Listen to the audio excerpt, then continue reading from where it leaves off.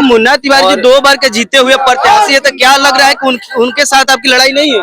देखिए, लड़ाई मैं फिर बता रहा हूँ, जब जनता खुद ये फैसला करने को उतारू हो गई कि वो क्या फैसला करेंगे, यह लड़ाई की बात नहीं है। यहाँ नमस्कार भैया, एक तरफा अब की बार आपको दिखाई देगा, एक तरफा पोलिंग होगा और एक तरफा यहाँ पे विधायक क्षमता है। बक्सर के बच्चों में जो क्षमता है, हमारी महिलाओं हमारी बेटियों में जो क्षमता है, जो हमारे बुजुर्गों को जो सम्मान चाहिए, इन सब विषयों को ध्यान में रखते हुए हम लोगों को सेवा का मौका दे, ताकि हम अपने लोगों को एक आदर्श क्षेत्र स्थापित करके उनके। अभी हमारे साथ बक्सर विधानसभा के एनडीए प्रत्याशी पूर्व आईपीएस आनंद मिश्रा जी जुड़ गए हैं, इनसे बातचीत करने का प्रयास करेंगे। सर जी, क्या कहिएगा? देख रहे हैं कि काफी जनसंपर्क कर रहे हैं और लोगों को प्यार दुलार मिल रहा है। बहुत धन्यवाद।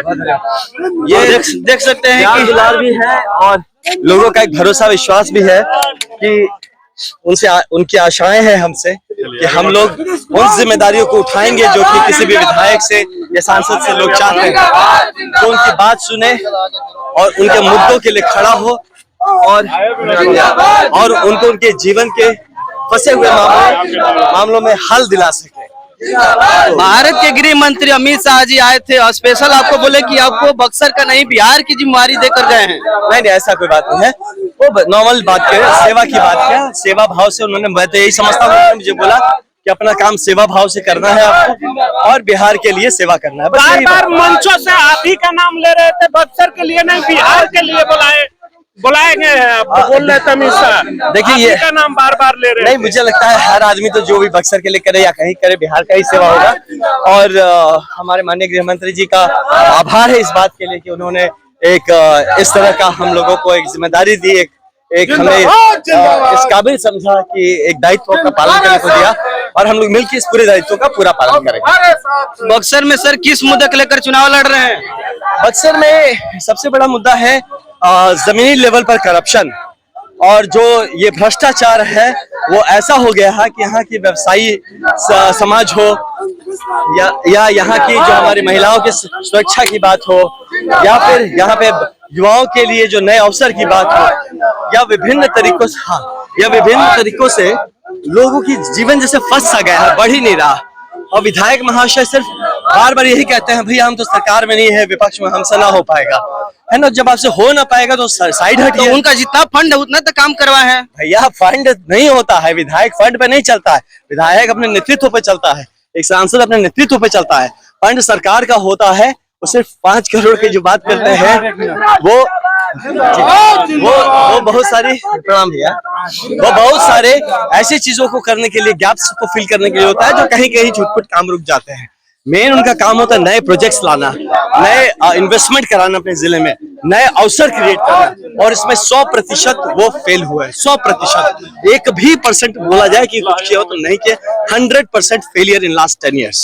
सर, आप पार्टी के मैनिफेस्टो पर चुनाव लड़ेंगे कि आपका भी कुछ मिशन विजन है बक्सर में? देखिए, हम पार्टी का मैनिफेस्टो डेफिनेटली है, लेकिन ग्राउंड लेवल पे हमारी जनता का मिशन विजन है, जिसको मैंने अपना आत्मसात कर लिया है और उसको पूरा करेंगे। आप यहीं पे चलिए, आप देख लीजिए, ये छोटी छोटी चीजें हैं, लेकिन ये दर्शाता है कि यहाँ पे कितने काम करने का स्कोप है। देखिए, जो वर्तमान विधायक हैं आरोप लगाते हैं कि ताता तुन्ना लेकर वायर कंट्रोवर्सी उनपे हुआ, तो एक तरह से आप पे कह रहे हैं कि उनको गाना आएगा ये।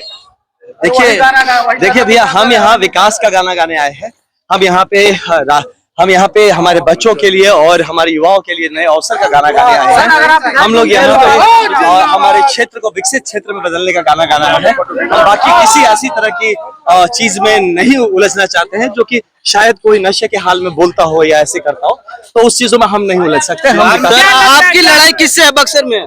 हमारी लड़ाई ये पिछड़ेपन से है, जो 10 साल का अवहेलना किया गया है बक्सर का। अन्य जो प्रत्याशी हैं उनमें नहीं, प्रत्याशियों में भाजपा में देखिए हमारे ऐसा कोई लड़ाई पर से मैं नहीं देखता हूँ यहाँ पे। मुन्ना तिवारी जी 2 बार के जीते हुए प्रत्याशी है, तो क्या लग रहा है कि उनके साथ आपकी लड़ाई नहीं है?